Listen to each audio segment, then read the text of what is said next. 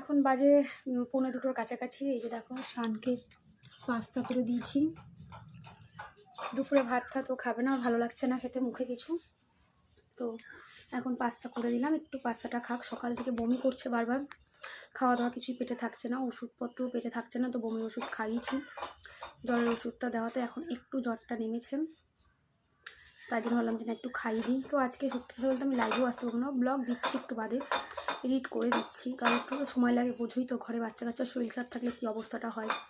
তো এডিট করা এখনও হয়নি, কমপ্লিট করে আমি দিচ্ছি। তাই ভাবলাম একটা সকাল দিয়ে এখনও কোনো আপডেট দিইনি, আমার ভালোবাসার মানুষগুলো আমার ওয়েট করে বসে আছে, তাই ভাবলাম একটু তোমাদের আপডেট দিয়ে যাই। যে এখন 1:45-র কাছাকাছি বাজে, 1:40, ওর এখন জ্বরটা খানিকটা নেমেছে, তাই ওকে স্নান করি। আমি ভাবলাম একটু খাইয়ে দিই কিছু, যেটা মুখে ভালো লাগে সেটাই খাক। তো পাস্তা করে দিলাম, খাক, দুপুরের খাবার এটাই খাবেও আজকে। তো তোমাদের জন্য ভিডিও আসছে একটু বাদে অবশ্যই।